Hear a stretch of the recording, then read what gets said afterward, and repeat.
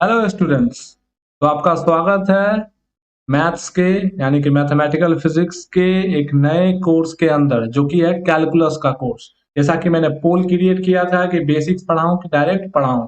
आप लोगों ने बोला कि सर पहले बेसिक्स पढ़ा दो, फिर उसके बाद हम लोग ग्रेजुएट्स के कैलकुलस को देखना शुरू करेंगे। तो मैं आप लोग के बात को मानते हुए आगे बढ़ रहा हूँ। तो बेसिकली हम लोग कैलकुलस को स्टार्ट करने से पहले दो जो सबसे महत्वपूर्ण टॉपिक है, एक फंक्शन और दूसरा लिमिट पढ़ने वाले हैं। अब इसमें कितना पढ़ने वाले हैं ये मैं थोड़ा सा आपको बता देना चाहता हूँ। जैसे कि आज जो हम लोग पढ़ने वाले हैं वो पढ़ने वाले हैं फंक्शन के बारे में। तो पहले हम लोग फंक्शन खत्म करेंगे, फिर लिमिट खत्म करेंगे। फंक्शन एक ऐसा टॉपिक है जो कि पूरे मैथ्स में यूज होता है, और लिमिट भी एक ऐसा टॉपिक है जो कि पूरे मैथ्स में यूज होता है। तो कोई भी मैथ्स के टॉपिक में अगर आपको फंक्शन यूज करना है तो आप आराम से कर सकते हो। अब जैसा कि मैंने आपको बोला था, जो आप क्लास 11 से फंक्शन पढ़ते हो ठीक उसी प्रकार कुछ हम लोग 11th की बातें करेंगे और कुछ आगे बढ़ के बातें करेंगे। अब मैं एक चीज आपको बता देना चाहता हूँ, जो जेई में फंक्शन आता है, देखिए जेई और क्लास 11th के मैथ्स में क्या डिफरेंस होता है। बेसिकली जो क्लास 11th के मैथ्स होते हैं उसमें जितना कॉन्सेप्ट है उससे एक दो कॉन्सेप्ट जेई में ज्यादा रहता है, पर हाँ जेई में क्या होता है कि क्वेश्चन वेरिएशन बहुत ज्यादा होता है। तो हम लोग उतना तो क्वेश्चन वेरिएशन नहीं कर सकते हैं, अदरवाइज हमें 2 से 3 महीना लग जाएगा फंक्शन ही खत्म करने में। तो बेसिकली क्लास 11 12 में या जेई मेन में जितने भी कॉन्सेप्ट होते हैं फंक्शन के, क्योंकि हमें तो यूज होने वाला है कॉन्सेप्ट, और इसको आप फंक्शन और लिमिट चैप्टर को आप कैलकुलस का ब्रेन ट्रेनिंग भी कर सकते हो, कह सकते हो। अगर आपको कैलकुलस में दिमाग चलाना है तो फंक्शन से दिमाग चलाना शुरू कर दो। तो बेसिकली इस दोनों चैप्टर में हम लोग जितने भी कॉन्सेप्ट बेसिक लेवल पे होते हैं 11 12 और जेई मेन में, वो हम लोग पढ़ेंगे और कुछ कुछ क्वेश्चंस करेंगे, ताकि इन कॉन्सेप्ट को हम लोग समझने से आगे इसका यूज ले सके।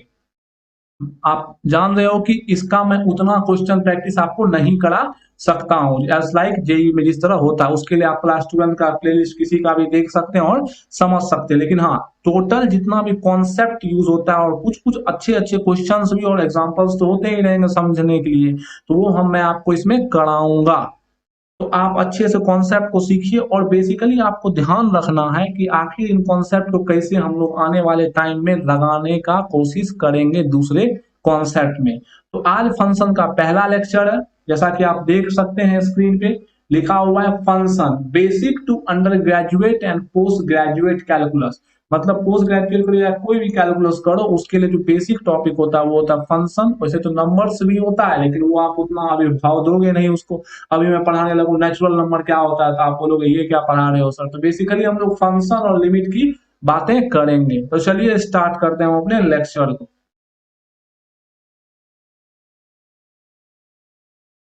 तो जैसा कि आप देख सकते हैं, हमें जो पढ़ना है टॉपिक वो है आपका फंक्शन।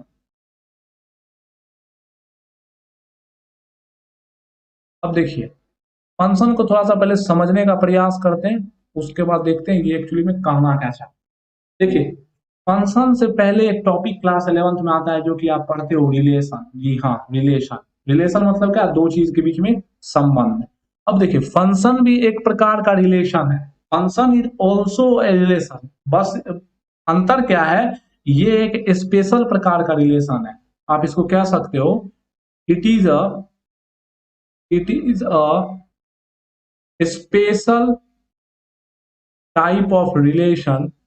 टाइप ऑफ रिलेशन, ये एक स्पेशल टाइप ऑफ रिलेशन है जिसमें क्या होता है कि ईच एलिमेंट। अब देखिए, फंक्शन और रिलेशन को पढ़ने के लिए आपको पता है क्या आना चाहिए, सेट आना चाहिए। आपको सेट रिप्रेजेंटेशन आना चाहिए। तो सेट में क्या होता है, एलिमेंट्स होते हैं। तो ये एक स्पेशल प्रकार का रिलेशन है जिसमें ईच एलिमेंट्स जो होता है किसका, कोई एक सेट का, वो रिलेटेड होता है यूनिकली कोई दूसरे सेट के एलिमेंट से। तो मैं क्या बोल रहा हूं उसको हम लोग समझेंगे, फिलहाल मैं इस चीज को लिख रहा हूं। It is a special type of relation in which each element of, each पे ध्यान देना है, each element of a particular set. अब देखिए, सेट पे ध्यान देना है। सेट क्या होता है, एक well defined number of collection of numbers होता है। Particular set element of a particular set to an another set that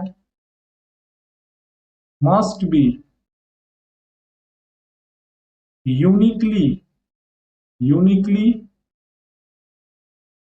associated।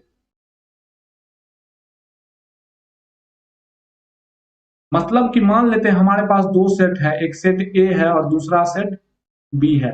एक सेट में मान लेते हैं हमारे पास कुछ एलिमेंट्स है और बी सेट में हमारे पास कुछ एलिमेंट्स है। इसमें मान लेते हैं 1 2 3 एलिमेंट है, इसमें मान लेते हैं 4 5 और 6 एलिमेंट है। तो कह रहा है कि आपका जो फंक्शन है वो एक स्पेशल प्रकार का रिलेशन है जिसमें each element of a particular set, मान लेते हैं सेट ए और दूसरा सेट बी से किस तरह रिलेटेड होता है, यूनिकली रिलेटेड। एसोसिएट मतलब होता है रिलेटेड। अब देखिए दो तीन वर्ड जो मैंने ध्यान रखने के लिए कहा है वो समझिए। ईच मतलब क्या, एक फंक्शन को, मतलब अगर मैं अभी एग्जांपल दे रहा हूं कि समझते हैं इस बात को। जैसे कि मान लेते हैं कि आपके पास एक सेट है ए और दूसरा सेट है ये कुछ बी, यहाँ पे कुछ एक्स वाई जेड है, यहाँ पे कुछ ए बी सी है। अगर मान लेते हैं कि ये इससे रिलेटेड है, ये इससे रिलेटेड है, कोई पूछ देगा बताइए क्या फंक्शन है, तो ये फंक्शन नहीं है, क्योंकि ईच एलिमेंट, देखिए एक एलिमेंट इसका छूट गया है, इसलिए ईच एलिमेंट किसी एक पर्टिकुलर सेट का किसी दूसरे सेट से रिलेटेड होना चाहिए। किस तरह, यूनिकली का मतलब क्या हुआ, इसका जो प्रत्येक एलिमेंट है, इसका जो प्रत्येक एलिमेंट, पहली बात तो रिलेटेड होना चाहिए। सबसे महत्वपूर्ण बात तो ये है, क्या होना चाहिए, एक ना एक रिलेशन इससे होना चाहिए। रिलेशन मतलब क्या, संबंध मतलब क्या, जुड़ाव। प्रत्येक का पहले तो रिलेशन होना चाहिए, और प्रत्येक का रिलेशन सिर्फ रिलेशन ही नहीं होना चाहिए, वो रिलेशन यूनिकली होना चाहिए। मतलब प्रत्येक जो है सिर्फ एक से ही रिलेट हो सकता है, प्रत्येक जो है सिर्फ एक से ही रिलेट हो सकता है, प्रत्येक जो है सिर्फ एक से ही रिलेट हो सकता है। तो बेसिकली जो रिलेशन है ये एक खास प्रकार का रिलेशन है। क्यों खास है, क्योंकि इसमें कैसा होता है रिलेशन, यूनिक रिलेशन होता है। अगर आपको कोई बोले कि ये एक सेट है, ये एक दूसरा सेट है और यहाँ पे 1 2 3 और ए बी सी, और कह रहा है कि यहाँ पे ऐसा फिगर बना के दिया है आपको, कह रहा है कि ये ऐसे है रिलेटेड, ये ऐसे है रिलेटेड, ऐसे है रिलेटेड और ये ऐसे है। अब आपसे पूछ रहा है क्या ये फंक्शन है, तो आप बोलोगे ये फंक्शन नहीं है। और भी तरीका होता है फंक्शन पहचानने का। पहले तो इस डेफिनेशन से दो बात निकल के आता है, उस दो बात से तो चेक कर ले कि इस दोनों बात को फुलफिल करना चाहिए अगर किसी चीज को फंक्शन होना पड़ेगा। तो अगर कोई चीज फंक्शन होगा तो उसे इस दोनों बात को तो मानना ही पड़ेगा, उसे इस दोनों बात को मानना ही पड़ेगा। तो बताइए, यहाँ एक बात तो मान रहा है कि हर एलिमेंट रिलेटेड तो है दूसरे से, और एक एलिमेंट यहाँ पे दो से रिलेटेड है, तो ये फंक्शन आपका नहीं है, यूनिकली डिफाइंड नहीं है। बात समझ में आ रही होगी। अब देखिए, अब देखिए यहाँ पे मैंने क्या बोला कि एक सेट के एलिमेंट से दूसरे सेट के एलिमेंट में एक रिलेशन एस्टेब्लिश्ड होता है, उसी को हम लोग क्या कहते हैं, उसी को बेसिकली हम लोग फंक्शन कहते हैं। और वो रिलेशन कैसा होना चाहिए, वो रिलेशन यूनिकली होना चाहिए। बात समझ में आ रही है, यूनिकली होना चाहिए। अब देखिए इसी चीज को क्या बोला गया कि यहां से यहां पे एक लाइन दिया गया और बोला यहाँ पे जो है एक फंक्शन डिफाइन हो रहा है। क्या डिफाइन हो रहा है, एक फंक्शन डिफाइन हो रहा है, जो कि कहां से कहां तक है, एक इसको मतलब इसी बात को, इस पूरे बात को एक छोटे से सिंबल के फॉर्म में मैथ्स में दिखाने का तरीका बनाया गया कि a function is defined which is from A to B. A function is defined which is from A to B. अगर इतने बड़े बात को अगर आपको कहना है इस डायग्राम को, तो आप इस छोटे से भाग में या छोटे से बात से कह सकते, इसको पढ़ा क्या जाएगा, a function which is defined from A to B. इसको कैसे रीड किया जाएगा, अ फंक्शन, ये सब चीज आप जान भी रहे हो, a function which is defined from A to B. A से किधर की तरफ डिफाइन है, ए से लेके आपके बी की तरफ डिफाइन है। इतना बात आपको समझ में आ रही होगी। इसको ऐसे भी कई बुक्स में रहता है लिखा हुआ कि ए से बी की तरफ में क्या है, एक फंक्शन डिफाइन है, तो यहाँ पे एफ लिख देगा। तो ये भी एक तरीका है रिप्रेजेंट करने का। तो ये सिंबॉलिक रूप से आप रिप्रेजेंट कर सकते हो। अब यहाँ जरूरी नहीं, कोई भी सेट हो सकता है, उससे कोई दिक्कत नहीं है। तो बेसिकली जो आपका फंक्शन है वो फंक्शन क्या है, फंक्शन जो आपका होता है वो होता है एक स्पेशल प्रकार का रिलेशन। ठीक है, एक स्पेशल प्रकार का रिलेशन जिसमें एक सेट का हर एलिमेंट दूसरे सेट से रिलेट होता है यूनिकली। कोई दिक्कत, आई होप आपको कोई दिक्कत नहीं आ रही होगी यहाँ तक। अभी और भी बातें हम लोग इसमें सीखेंगे, इतना ही नहीं है। अब चलिए एक एक करके समझते हैं चीजों को। अब हम लोग अगला एग्जांपल लेते हैं। मान लेते हैं ये तो एक पहला एग्जांपल हो गया, ये हमारा दूसरा एग्जांपल हो गया। मान लेते हैं कि हम तीसरा एग्जांपल लेते हैं। अब देखिए मान लेते हैं कि आपके पास ये ए सेट है कुछ, और यहाँ पे कुछ बी सेट है, यहाँ पे कुछ 1 2 3 है, यहाँ पे कुछ ए बी सी है। अगर ऐसा रहे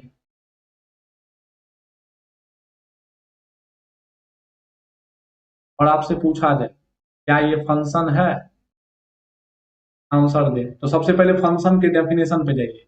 फंक्शन के डेफिनेशन में क्या लिखा हुआ है, ये एक स्पेशल प्रकार का रिलेशन है जिसमें ईच एलिमेंट, प्रत्येक एलिमेंट जो होगा किसी एक सेट का, वो रिलेटेड होगा दूसरे सेट से यूनिकली। पहले बात तो देखिए प्रत्येक एलिमेंट क्या रिलेटेड है, तो जी हाँ ईच, ईच वाला कैटेगरी तो फुलफिल हो रहा है। ईच देखिए हर एक एलिमेंट रिलेटेड है।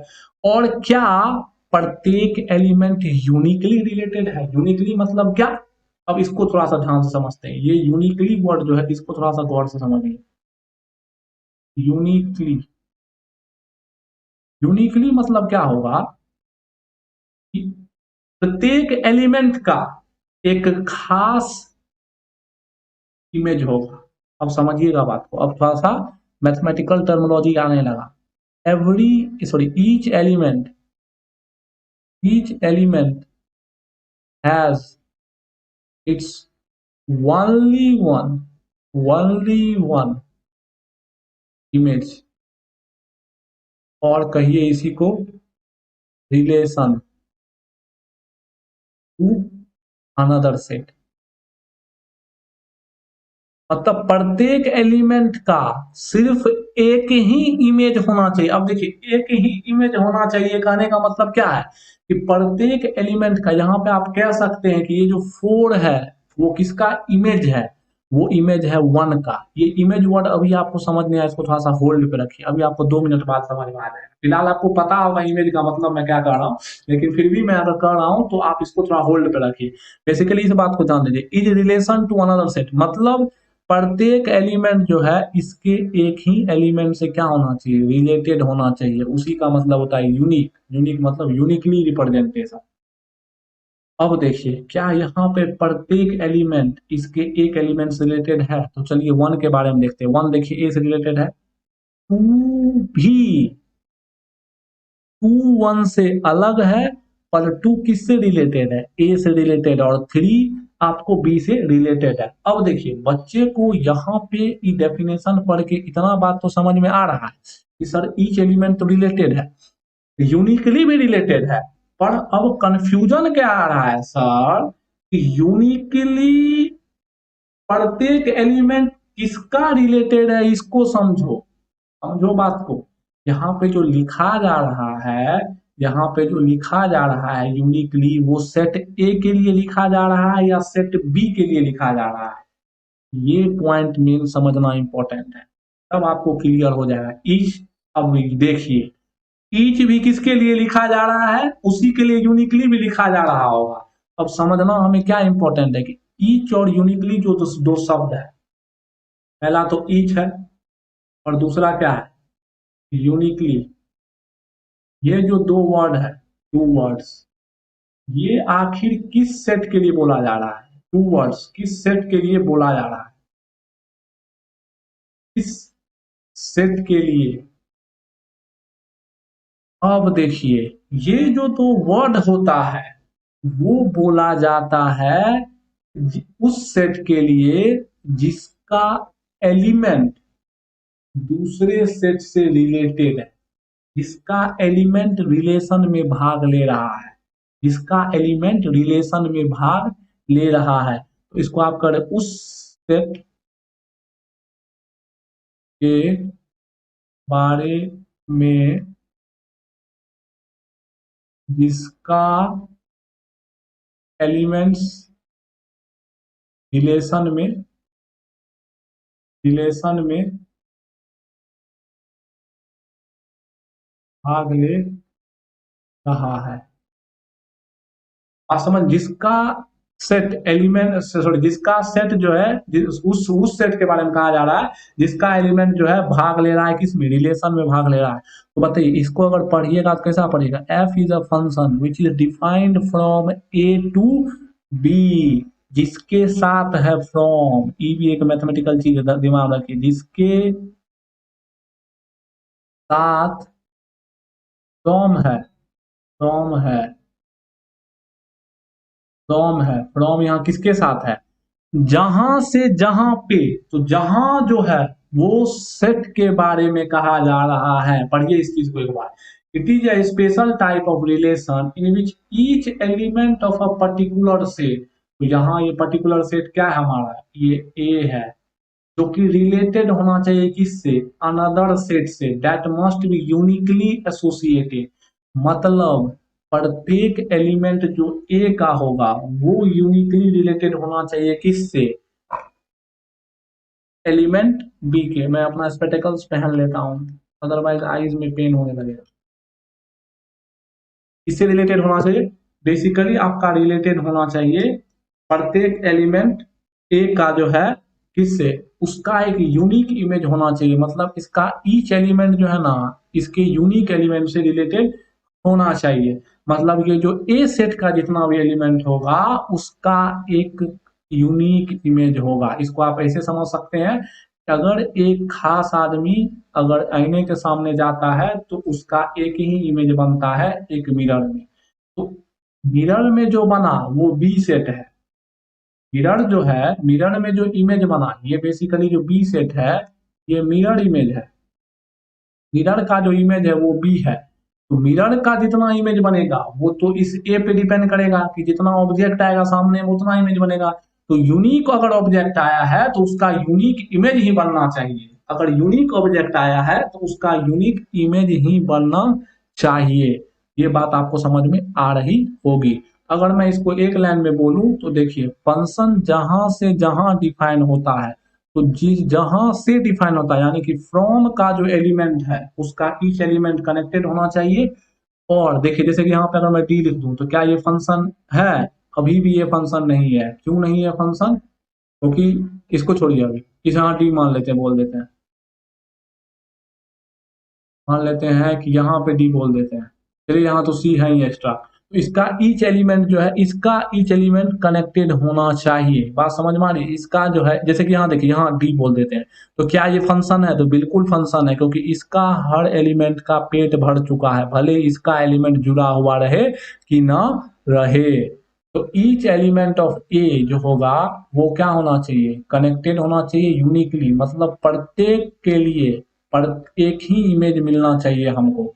ऐसा नहीं हो सकता है कि एक के लिए दो इमेज मिल जाए, एक के लिए कितना इमेज मिल जाए, दो इमेज मिल जाए, तो ऐसा नहीं होगा। तो यहाँ से आपको क्या पता चला, ये जो यूनिक बात है और ये जो ईच वाला बात है ये किसके लिए कहा जा रहा है, ये कहा जा रहा है सेट ए के लिए। ये किसके लिए कहा जा रहा है, ये कहा जा रहा है आपको सेट ए के, सेट ए के एलिमेंट्स के लिए, सेट ए के एलिमेंट्स के लिए क्या कहा जा रहा है, ऐसा बात कहा जा रहा है।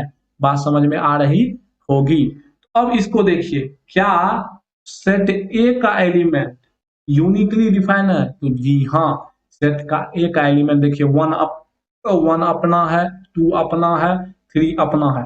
वन ना टू को जान रहा है, टू ना वन को जान रहा है, टू ना थ्री को जान रहा है, वन ना थ्री को जान रहा है, सब अपना अपना रिलेटेड है। तो क्या ये यूनिकली का डिफाइन कर रहा है, तो बिल्कुल डिफाइन कर रहा है। यूनिकली आपको देखना है सेट ए में, ना कि सेट बी में। ये एक फंक्शन है, तो जी हाँ ये एक फंक्शन है, ये क्या फंक्शन है।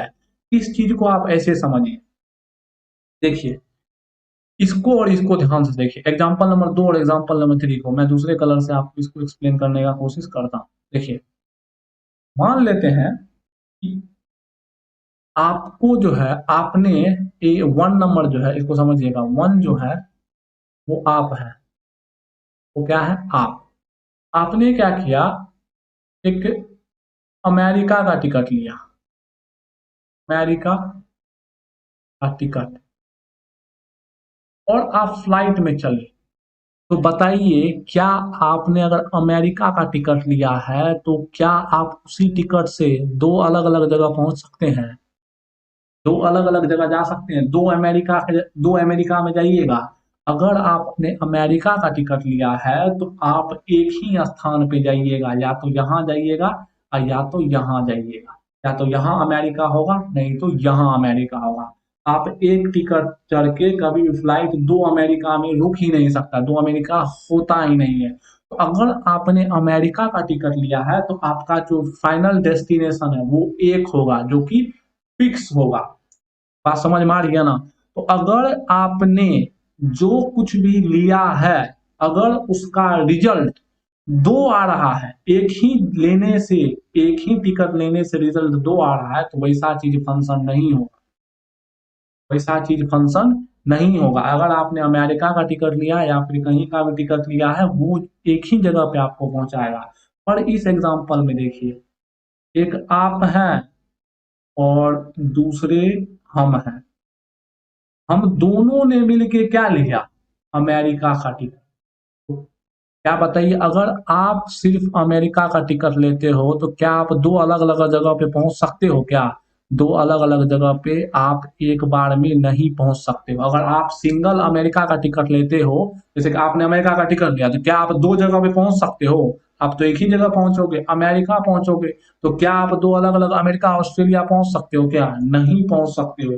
पर बताइए, अगर दो आदमी ने, क्या दो आदमी सेम टिकट नहीं ले सकता है? क्या दो आदमी एक जगह नहीं पहुंच सकता है?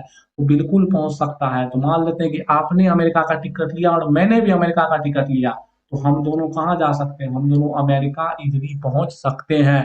पर हम अकेले दो जगह पे नहीं पहुंच सकते हैं, पर दो आदमी एक साथ एक जगह पे जरूर पहुंच सकता है।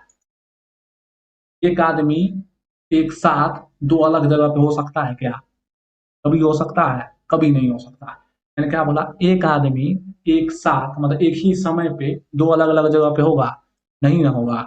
लेकिन दो आदमी एक ही समय पे एक जगह हो सकता है ना? क्या बिल्कुल हो सकता है। आप और अपने भाई का एग्जाम्पल ले लीजिए। आप मान लेते हैं आपका घर, दो घर है, एक घर है कोलकाता में, एक घर है मुंबई में। क्या आप एक ही समय पे दोनों घर पे हो सकते हो? नहीं हो सकते हो। लेकिन मान लेते हैं कि आप और आपका भाई, दोनों का घर मुंबई में है और कोलकाता में है। क्या आप दोनों भाई किसी एक घर में एक समय हो सकते हो? तो बिल्कुल हो सकते हो, दोनों दिवाली मनाने चल गए एक साथ। तो एक आदमी एक ही समय पे दो अलग अलग जगह नहीं हो सकता है, पर दो आदमी एक ही समय पे एक जगह हो सकता है। आप फंक्शन को ऐसे भी समझ सकते हो, आप फंक्शन को ऐसे भी, इस एग्जाम्पल को समझ सकते हो। बेसिकली फंक्शन को जब भी आप समझने बैठो तो देखो, फंक्शन एक रिलेशन है किसी एक सेट से किसी दूसरे सेट में।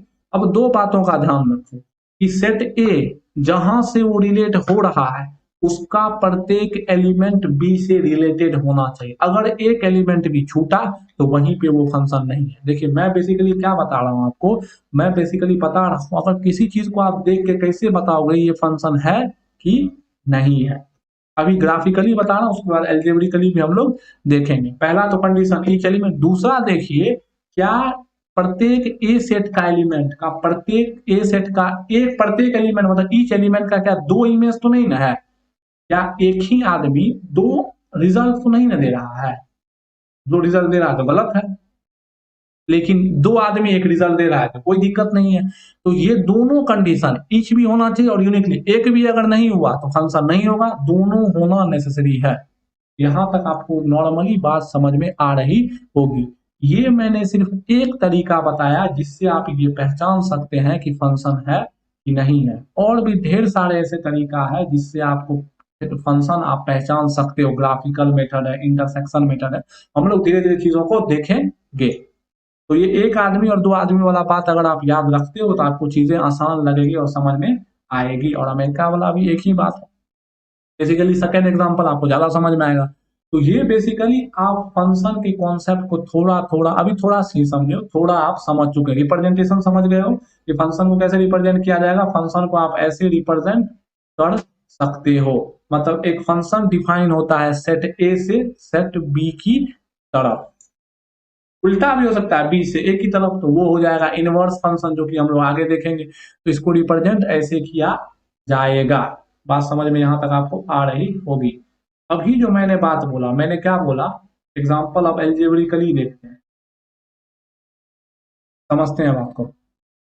दो एग्जाम्पल मैं ले रहा हूं, एक तो एक्स स्क्वायर बराबर टी ले रहा हूं, दूसरा एग्जाम्पल मैं ले रहा हूं X X equal to T square. अब देखिए, मैं पूछ रहा हूं कि कौन सा एग्जाम्पल फंक्शन है और कौन सा एग्जाम्पल फंक्शन नहीं है। अब देखिए, यहां पे मैंने बोल दिया कि जो आपका टी है उसको मैं बोल रहा हूं ये इनपुट है, मतलब क्या है, इसको आप सेट ए समझो, और जो आपका एक्स है वो है आउटपुट। ये भी चीज अभी मैं क्लियर करूंगा, डोंट वरी, इसको भी समझो। और यहाँ पे आपका टी भी ए है, वही हो गया बात, और जो आपका क्या कहते हैं एक्स है वो क्या है बी, यानी कि आउटपुट। ठीक है, अब इसको गौर से देखो, तो क्या रूल है हम लोगों ने पढ़ा है कि एक इनपुट के लिए, देखिए आप ऐसे भी लिख सकते हो, एक इनपुट के लिए, ये इनपुट आउटपुट वर्ड अभी आपको समझ में आएगा, एक इनपुट के लिए दो आउटपुट कभी भी नहीं होना चाहिए, और दो आउटपुट के लिए, दो इनपुट के लिए एक आउटपुट हो सकता है, मतलब दो चीज डालने पे एक चीज मिल सकता है और एक चीज डालने पे दो चीज नहीं मिल सकता। बात समझ में आ रही होगी। देखिए, यहाँ पे मान लेते हैं अगर हम t का वैल्यू 4 लेते हैं, तो बताइए x का वैल्यू क्या होगा, +-2। क्या पता चला, एक इनपुट डालने पे कितना आउटपुट मिल गया, दो आउटपुट मिला। तो क्या ये फंक्शन है, क्या ये फंक्शन है, जी नहीं। एक इनपुट डालने पे दो आउटपुट नहीं मिल सकता। ये कैसा कहना हुआ पता है, यहाँ पे 4 होगा, यहाँ पे -2 होगा, यहाँ +2 होगा, ये इससे भी रिलेटेड है, ये इससे भी रिलेटेड है, ये फंक्शन नहीं है।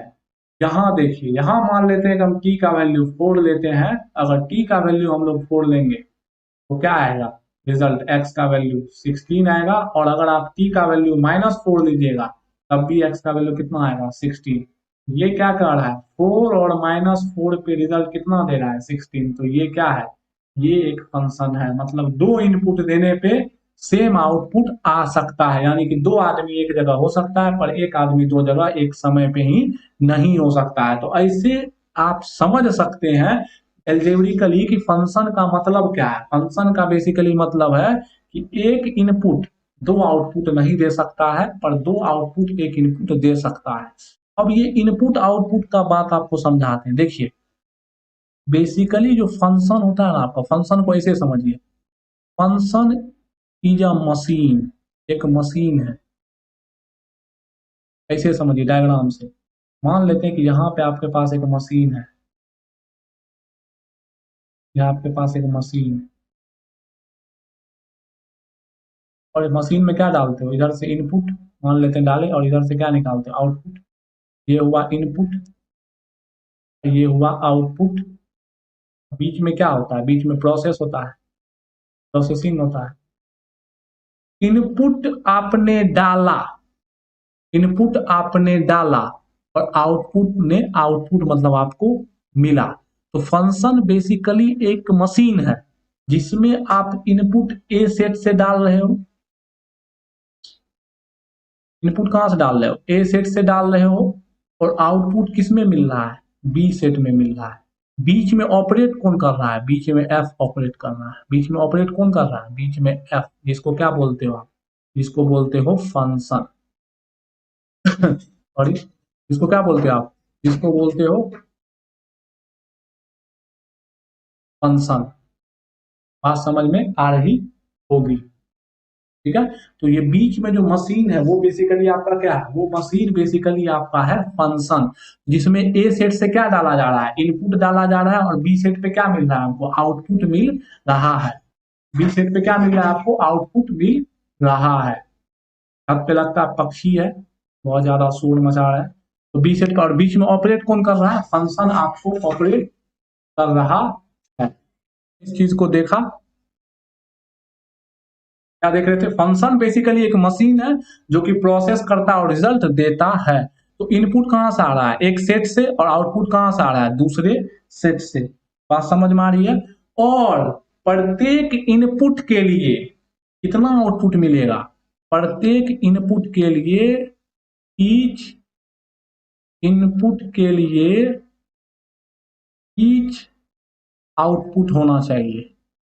प्रत्येक इनपुट के लिए जो है ईच आउटपुट होना चाहिए। यानी कि ये एक ऐसा प्रकार का मशीन है, ये एक ऐसा प्रकार का मशीन है, अगर आप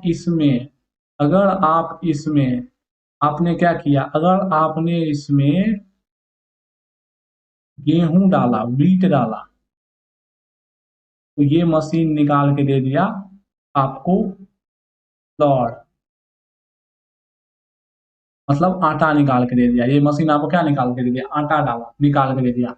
अब आपने बताइए, मशीन सक्सेसफुल है ना। क्या बताइए, अगर गेहूं डालिएगा तो क्या चावल निकाल के देगा, आटा भी निकाल के देगा, और क्या चावल निकाल के देगा, जी नहीं, दोनों एक साथ नहीं निकाल सकता। पर अब क्या किया आपने, इसमें व्हीट भी डाल दिया, इसमें मकई भी डाल दिया, इसमें और भी चीजें आपने डाल दिया, व्हीट डाल दिया, मकई डाल दिया, और क्या कहते हैं, और भी पौष्टिक चीजें आपने, चना जैसे कोई लोग हल्का चना भी डाल देते हैं, चना डाल दिया मान लेते हैं।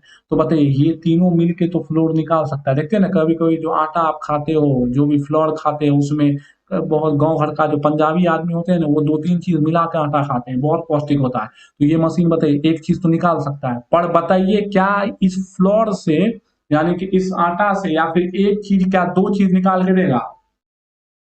देखिए, मैं हमेशा नहीं बोल रहा हूँ कि हर सब मशीन ऐसा ही होता है, कितना ऐसा मशीन होता है, एक चीज डालेगा, जैसे कि एक फोन का मशीन समझ लीजिए, एक फोन को अगर मशीन में डालिएगा तो फोन के अलग अलग पार्ट्स को अलग अलग कर देता है। आप समझ ना, अलग कर देता है पार्ट्स को। तो वैसा मशीन की हम नहीं बात करें, बेसिकली मैं समझाने का एक तरीका अपना रहा हूँ, सब जगह ये एप्लीकेबल नहीं है, मैथ्स एक अपना रूल होता है मैथ्स का।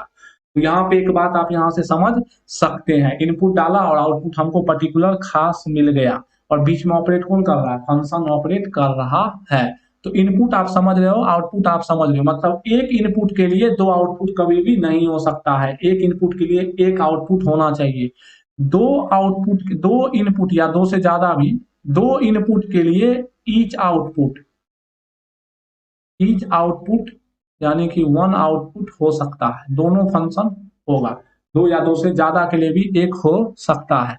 पर हाँ, कंडीशन पहला एक भी है कि क्या होना चाहिए, प्रत्येक एलिमेंट रिलेटेड होना चाहिए, प्रत्येक एलिमेंट क्या होना चाहिए, रिलेटेड होना चाहिए।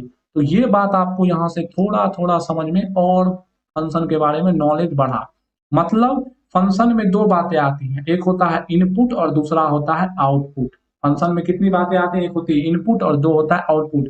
और इनपुट पे कौन काम करता है, जैसे कि आप कोचिंग में जाते हो, आप हुए इनपुट, कोचिंग वाले हुए फंक्शन, और निकाल के आपको दिए रिजल्ट।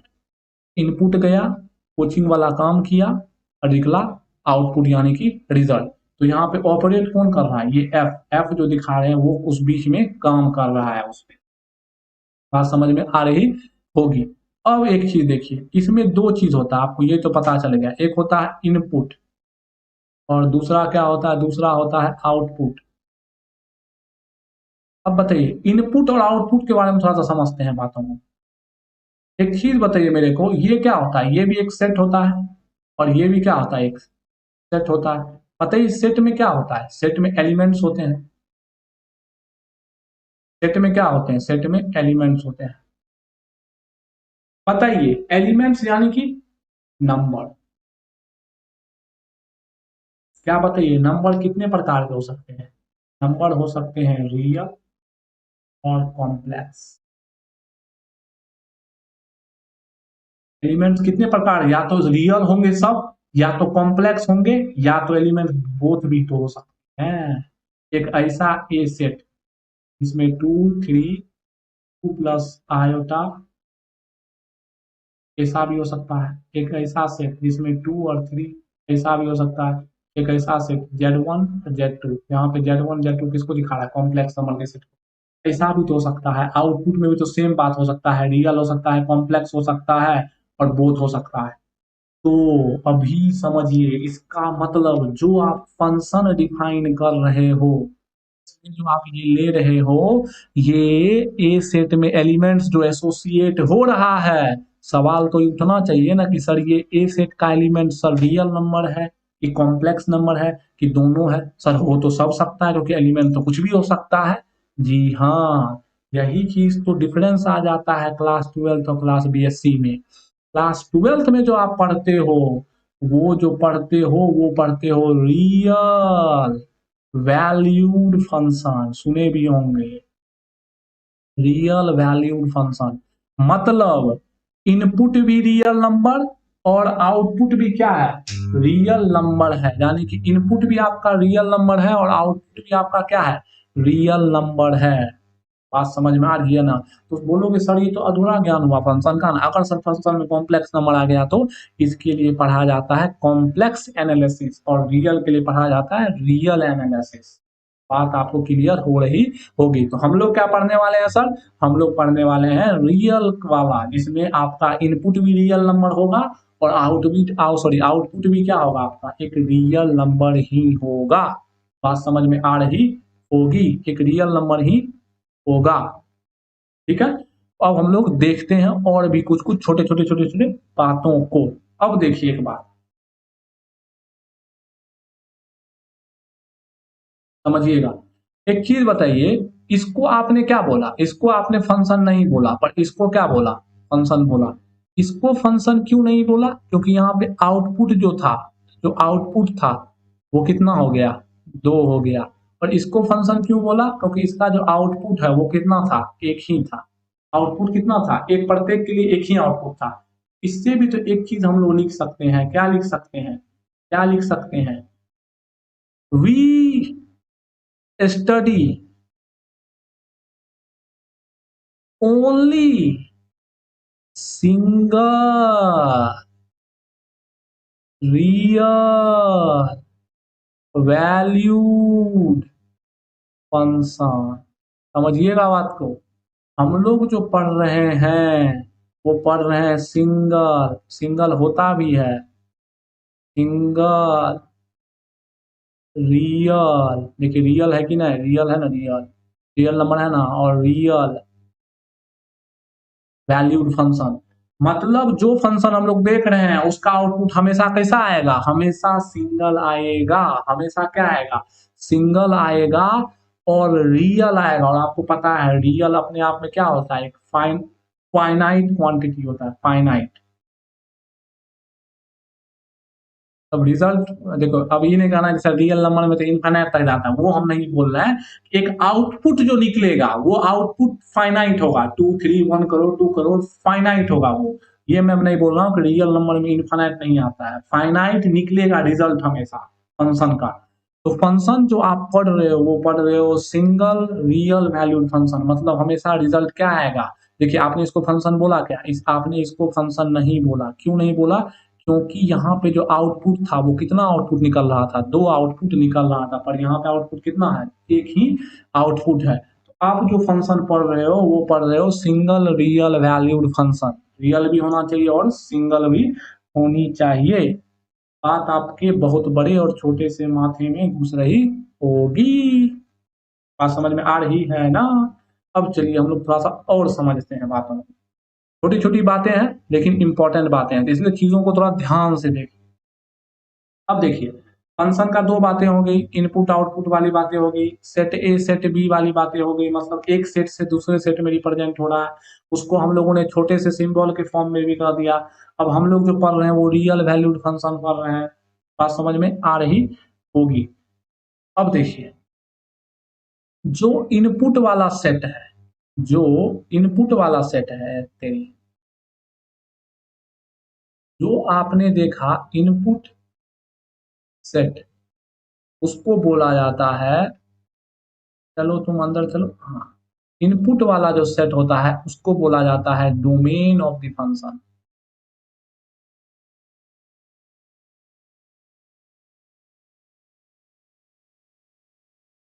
ठीक है, जो आउटपुट सेट होता है,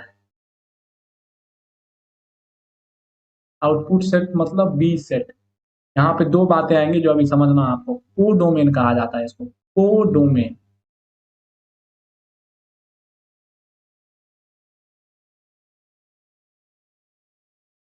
इसी में एक बात होता है जो एसोसिएटेड फंक्शन होता है, सॉरी एसोसिएटेड नंबर जो होता है, एसोसिएटेड मतलब रिलेटेड जो नंबर होते हैं, रिलेटेड नंबर्स के सेट को रेंज बोला जाता है, रेंज ऑफ उसी फंक्शन का। अब एक का डोमेन देख रहे हो, दूसरे का रेंज देखो, ये तो पागलेपंती है ना। समझिए इस बात को।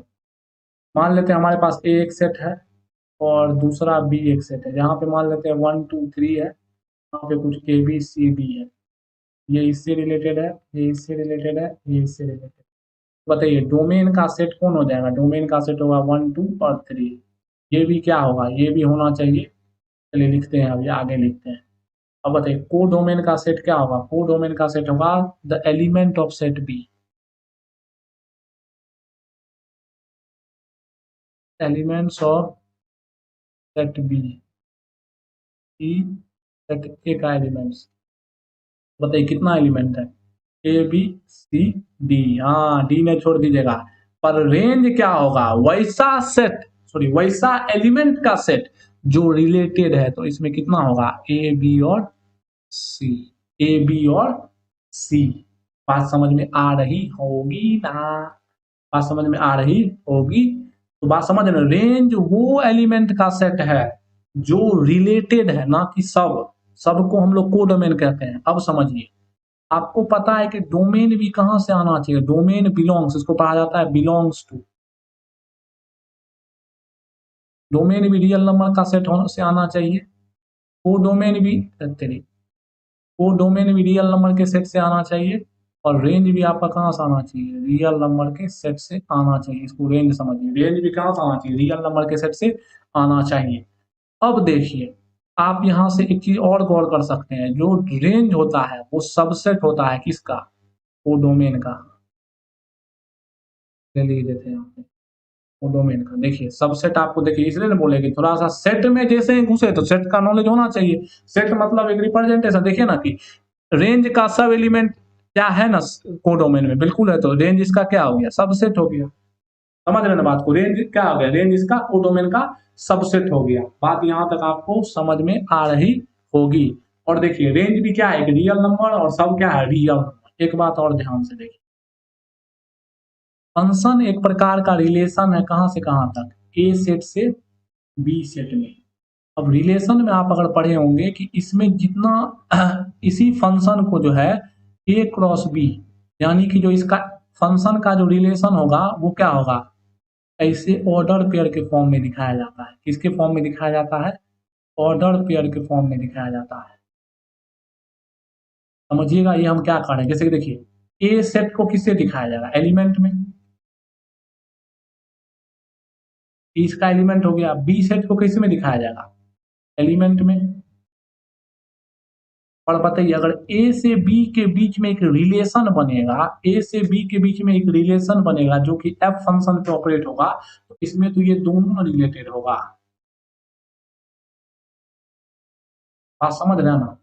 तो फंक्शन को रिप्रेजेंट करने का ये एक तरीका होता है। फंक्शन को जो रिप्रेजेंट किया जाता है, कार्टेशियन प्रोडक्ट इसको कहा जाता है, जो अभी आप रिलेशन में पढ़ते हो उसको। क्योंकि देखिए फंक्शन एक स्पेशल प्रकार का रिलेशन है, तो फंक्शन एक रिलेशन तो है ना, तो रिलेशन का कॉन्सेप्ट तो आना चाहिए ना। तो रिलेशन का कॉन्सेप्ट आपको थोड़ा थोड़ा आ रहा होगा तो आप मेरी बातों को समझ पा रहे होंगे। तो फंक्शन को जो रिप्रेजेंट करने का तरीका होता है वो ऐसे भी किया जाता है, ऑर्डर पेयर की मदद से। इसको बोला जाता है, इसको बोला जाता है ऑर्डर पेयर। और इस ऑर्डर पेयर में दो एलिमेंट होता है, एक एलिमेंट यहाँ और एक एलिमेंट यहाँ।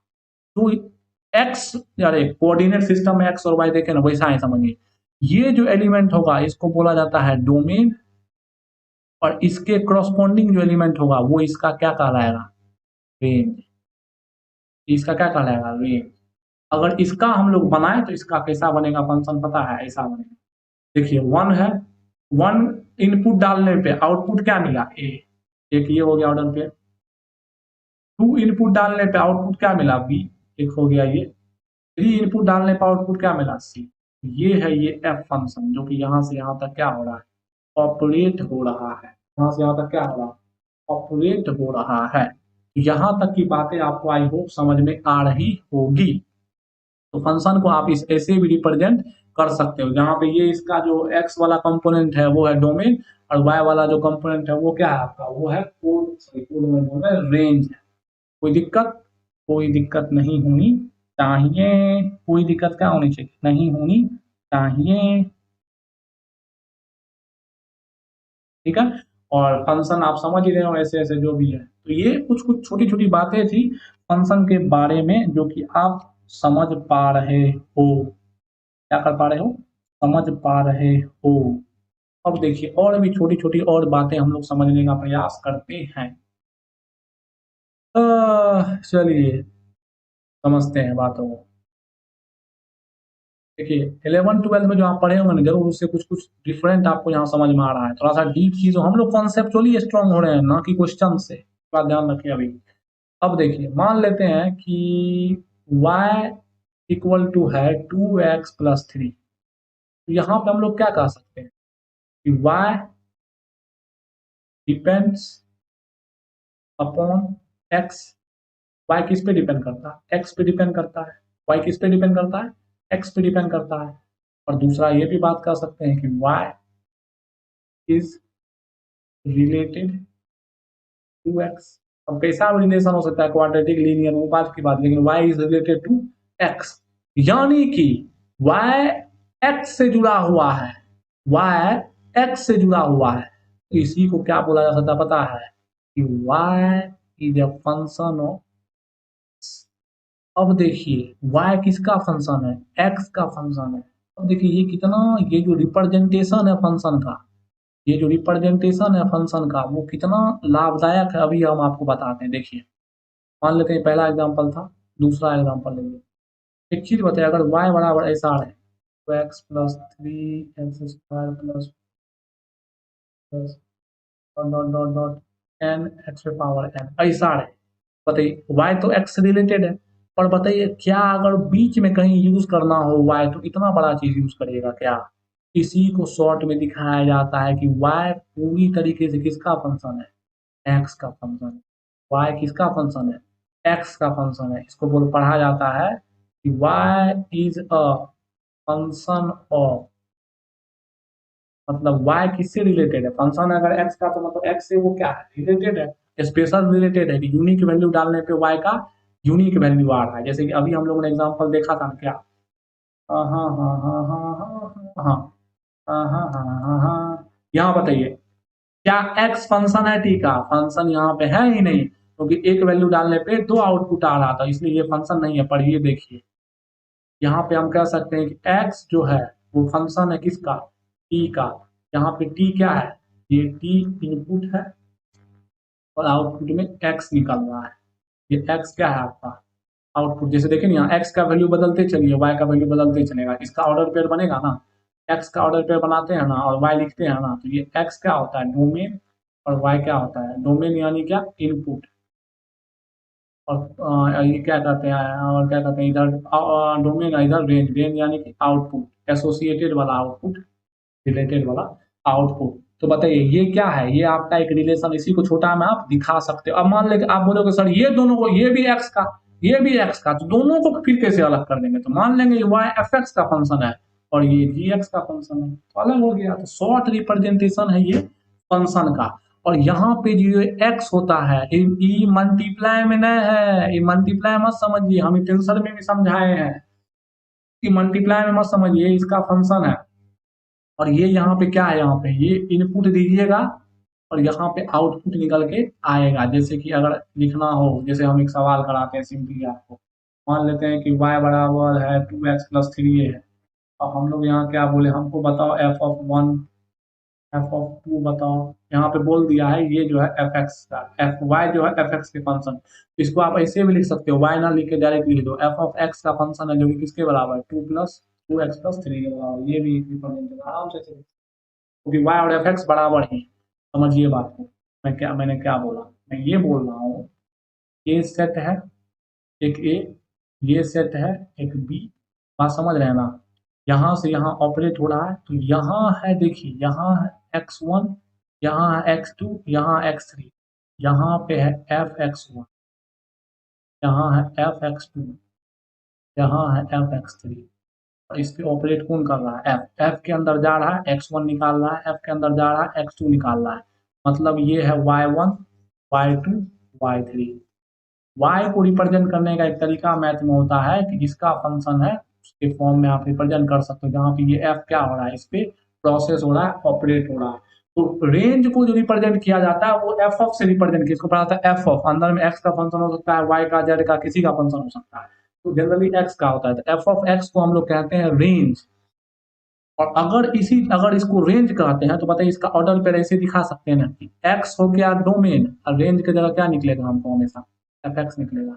अगर किसी फंक्शन में हम इनपुट की जगह एक्स डालते हैं तो आउटपुट की जगह क्या निकलेगा, उस फंक्शन के इनपुट पे डालने के बाद जो वैल्यू निकलेगा, जो कि क्या निकलेगा, एफ एक्स निकलेगा। मतलब इनपुट अगर एक्स डालते हैं तो फंक्शन क्या मिलेगा, आउटपुट एफ एक्स मिलेगा, मतलब वाई का वैल्यू क्या मिलेगा, एफ एक्स मिलेगा। ठीक है, इसे बताइए F of one, F of two. आपसे पूछा गया है F of one, F of one यानी क्या, इनपुट की जगह क्या पुट करना है, वन। बताइए इनपुट यहाँ क्या है, एक्स, यहाँ पे क्या है इनपुट, टू की जगह वन पुट कर दीजिए, हाँ फाइव।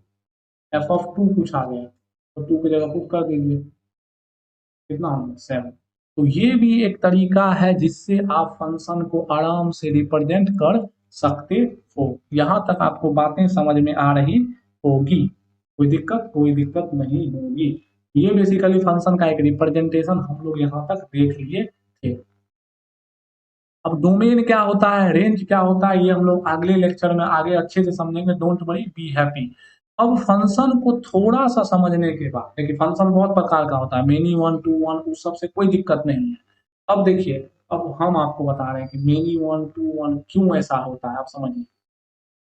एग्जाम्पल हम समझा रहे हैं, मान लेते हैं ऐसा है, हाँ एलिमेंट है कुछ, तीन एलिमेंट है, मान लेते हैं तीन, बताइए ऐसा है कुछ, क्या ये फंक्शन है, तो जी हाँ ये फंक्शन है।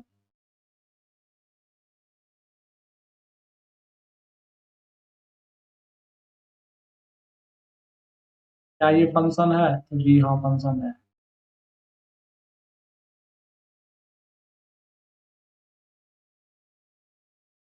क्या ये फंक्शन है, तो जी हाँ फंक्शन है।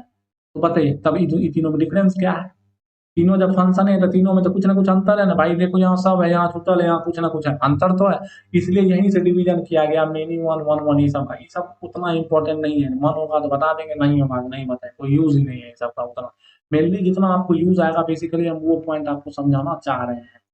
ठीक है, फंक्शन का डोमेन, रेंज क्या होता है हम लोग समझेंगे। हम लोग अभी फिलहाल रिप्रेजेंटेशन फंक्शन का देख चुके हैं कि फंक्शन को कैसे रिप्रेजेंट किया जाता है, एफ एक्स से किया जा सकता है, और क्या कहते हैं आपको सेट के फॉर्म में किया जा सकता है, इसको रोस्टर फॉर्म कहा जाता है, रोस्टर फॉर्म में किया जा सकता है।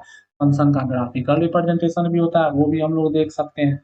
अब चलिए एक हम सवाल आपको सिंपल लेते हैं, और उस सवाल में हम आपको जो है फंक्शन का बेसिकली हम आपसे तीन सवाल पूछेंगे कि बताइए फंक्शन का डोमेन क्या होगा, डोमेन यानी कि इनपुट। और देखिए अभी भी डोमेन के बारे में आप पूरा क्लियर नहीं, जितना बात बोले वो अधूरा है, आगे देखेंगे फिर इधर। लेकिन एक एग्जांपल लेते हैं, उसमें समझते हैं चीजों को, ग्राफिकली कैसे देखेंगे फंक्शन को, और भी आगे देखेंगे ग्राफ में कैसे देखा जाएगा, लेकिन बेसिकली फिलहाल के लिए हम लोग इस चीज को देखना चाहेंगे।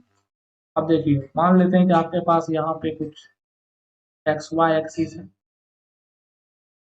ये आपका वाई है और ये आपका एक्स है, कोई दिक्कत नहीं, और आपका ग्राफ कुछ ऐसा बना हुआ,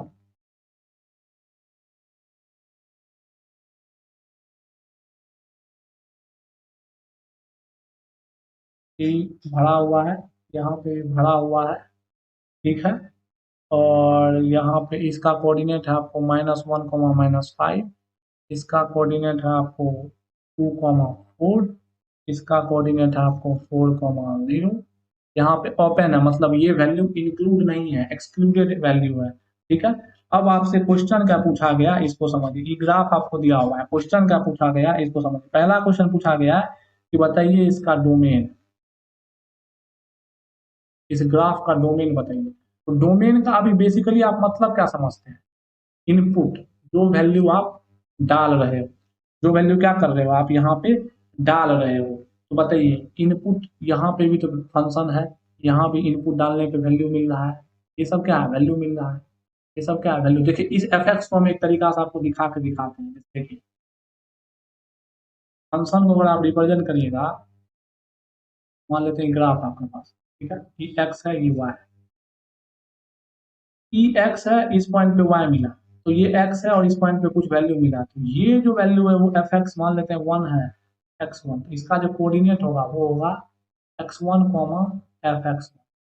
एक्स वन पे इस फंक्शन का क्या वैल्यू, ये एक फंक्शन होगा ना, कुछ एफ एक्स फंक्शन होगा मान लेते हैं, इस एफ एक्स फंक्शन का एक्स वन पे क्या वैल्यू है? एफ एक्स वन वैल्यू है। अब उनको पता थोड़ी एक्स वन क्या है, एक्स वन पे क्या होगा? एफ एक्स वन वैल्यू आएगा। ठीक उसी प्रकार आप बताइए यहाँ पे भी डिफाइन, यहाँ पे भी इनपुट कहाँ से कहाँ तक है आपको पता है? अभी इनपुट है, देखिए इनपुट कहाँ से कहाँ तक, ये वैल्यू एक्स का डाला है, एक्स का वैल्यू ये एक्स है ना भाई, एक्स ही ना इनपुट का काम करेगा।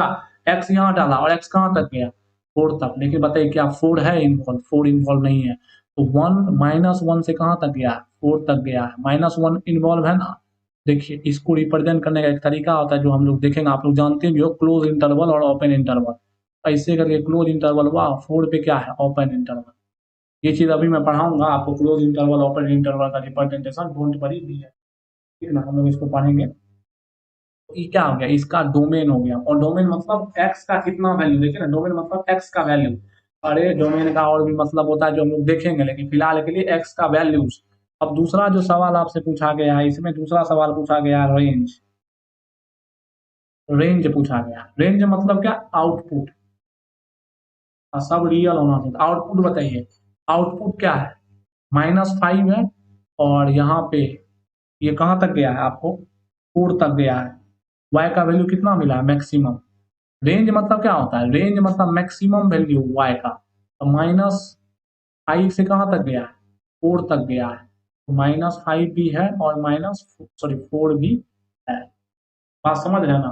तो यहाँ से एक बात आप बोल सकते हो ना, एक बात आपको यहाँ से समझ में आ रही होगी, अगर ग्राफिकली रिप्रेजेंट किया गया है इन ग्राफ, ग्राफ में जो है, जो डोमेन होगा वो होगा कि length, domain length measured from, या फ्रॉम मत लिखिए, length measured, measured in, length measured in, अरे इन वर्ड सही सुटेबल है, length measured from, from he सही रहेगा, लेंथ मेजर्ड फ्रॉम ही रहेगा, फ्रॉम, फ्रॉम वाई एक्सिस। समझिएगा बात को, पहले लिख देते हैं फिर मैं समझा रहा हूँ। और रेंज जो होगा वो होगा length measured from x axis. समझिए मैं क्या बोल रहा हूँ, देखिए ध्यान से, ग्राफ के केस में मैं बता रहा हूँ एक आपको। देखिए डोमेन देख रहे हैं ना, डोमेन क्या होगा? डोमेन होगा जो लेंथ y एक्सिस से मेजर किया जा रहा है। तो बताइए कितना दूरी y एक्सिस में तय किया है? इतना दूरी तय किया है ना। और ये क्या इन्वॉल्व है? तो ये इन्वॉल्व नहीं था अंडा, और ये इन्वॉल्व है ना भरा हुआ। तो ये हो जाएगा डोमेन। और रेंज का मतलब होता है, रेंज का मतलब होता है एक्स एक्सिस में कितना लेंथ है, ये लेंथ एक्स एक्सिस से। देखिए ना, अरे यार यहीं से ना खड़ा होकर ऐसे चलिएगा तो ये एक्स एक्सिस से लेंथ मेजर हुआ ना, ये एक्स एक्सिस से लेंथ मेजर हुआ ना, यहाँ पे वाई एक्सिस पे खड़ा होकर वाई एक्सिस से लेंथ मेजर किए ना, वाई एक्सिस से लेंथ मेजर किए ना, तो जो डोमेन होगा वो वाई एक्सिस से जो लेंथ मेजर होगा आगे और पीछे दोनों, वो टोटल हो जाएगा डोमेन। और डिफाइन होना चाहिए इंटरवल, ध्यान रखें, अभी देखेंगे हम लोग इंटरवल के बारे में। और जो रेंज होगा वो होगा एक्स सॉरी डोमेन वाई से, और जो रेंज होगा वो डिस्टेंस कहाँ से नापा जाएगा? एक्स से। अरे इतना कंफ्यूज हो रहे हैं, मारेंगे ना, इतना कैसे कंफ्यूज हो रहे हैं यार। देखिए एक ही बताइए, एक्स और वाई एक पॉइंट का कोऑर्डिनेट है, तो एक्स का मतलब क्या होता है, एक्स में कितना चला। अगर एक्स में लेंथ आपको निकालना है तो वाई एक्सिस से ना लेंथ निकालिएगा, ये लेंथ ना होगा एक्स लेंथ, ये लेंथ होगा एक्स लेंथ, ये लेंथ होगा आराम से एक्स लेंथ, कॉमन सी बात है। और वाई का मतलब क्या होगा, वाई का मतलब होगा एक्स एक्सिस से जो लेंथ मेजर किया गया, ठीक वही तो हम यहाँ बोल रहे हैं कि y से जो मेजर किया जाएगा वो तो ये लेंथ होगा ना, यानी कि x, x से ना डोमेन होता है, और x कहाँ से मेजर करिएगा, y से ना मेजर करिएगा, y एक्सिस से ना x लेंथ मेजर किया जाएगा, और y लेंथ कहाँ से मेजर किया जाएगा, x एक्सिस से, तो ये लेंथ है y लेंथ है, y ये लेंथ तो रेंज लेंथ होता है, और x लेंथ है तो डोमेन लेंथ होता है, तो ये रेंज वाला लाइन है वो डोमेन वाला लाइन है। इस बात को थोड़ा सा ध्यान में रख के चलिए, एक तरीका, वैसे और भी तरीका होता है। अब देखिए सबका आप रेंज, तो रेंज निकालना इतना आसान नहीं होता है, क्या पता है हर हर फंक्शन का आप ग्राफ थोड़ी बना सकते हैं, तो हर फंक्शन का रेंज ग्राफ से जरूरी नहीं निकाला जाएगा, उसका मेथड्स है जो कि हम लोग देखेंगे। अभी हम लोग डोमेन रेंज पे चर्चा ही नहीं कर रहे। बेसिकली फंक्शन का इनपुट और आउटपुट वर्ड आया, तो इनपुट का मतलब डोमेन होता है, आउटपुट का मतलब, अभी ये इनकम्प्लीट डेफिनेशन में बार बार बोल रहा हूँ। तो ये बेसिकली कुछ छोटा सा और नन्हा सा नॉलेज था जो कि मैंने आपको किसके बारे में दिया, मैंने आपको दिया। अब बताइए यहाँ पे अगर कोई पूछे कि एफ ऑफ टू का वैल्यू क्या है, बता दीजिए एफ ऑफ टू का, एफ ऑफ टू का क्या वैल्यू, अगर कोई पूछ दे यहाँ पे कि मेरे को बताओ बाबू एफ ऑफ टू का वैल्यू क्या है, तो बताइए इस ये एक एफ एक्स फंक्शन का ग्राफ है ना, ये इसमें एक्स के जगह टू रखें, एक्स के जगह टू रखते हैं तो वाई कितना मिलता है, फोर मिलता है ना, एफ ऑफ टू का वैल्यू फोर है। तो पूछे एफ ऑफ माइनस वन का वैल्यू कितना है, तो बोलिएगा minus five.